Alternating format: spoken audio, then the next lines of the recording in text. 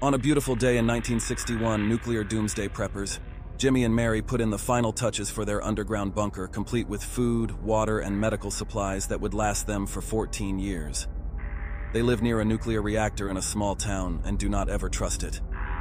One day that thing is going to blow, Jimmy tells Mary. Well, dear, it'll be okay for us. Our bunker is already ready, Mary comforts him. The next day, when Jimmy arrived home from work, to his horror, a loud boom rang through the house.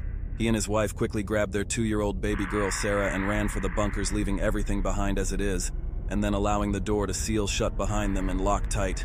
A mechanic Jimmy put in so that it automatically seals from radiation in the air.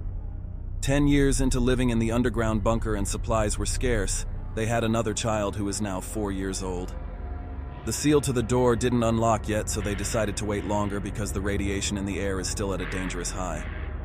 However, their first child is very ill, and they ran out of antibiotics, so she succumbed to her death, leaving the mother very devastated. A few months later, the door is still sealed. Jimmy has not gotten the alert that the door unsealed from safe air. Mary was so distraught that she killed herself with a single razor blade to her wrist. Mary, no! Jimmy sank to his knees as he carried her bloodied body out of the tub. Their 4-year-old daughter is calling for her mother. Jimmy looked over at the automatic door and thought it was hopeless. He walks over to his cabinet where he kept the double-barrel shotgun.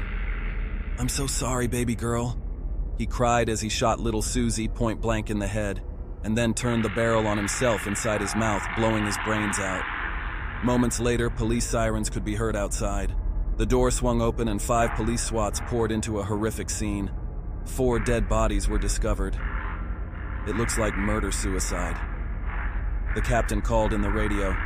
"We found that family that vanished 10 years ago. They're inside some kind of hidden bunker. The neighbors gathered outside."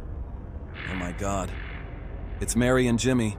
They disappeared during the time that factory dug a hole with dynamite to make a new quarry. They've been in that bunker that Jimmy was working on this whole time.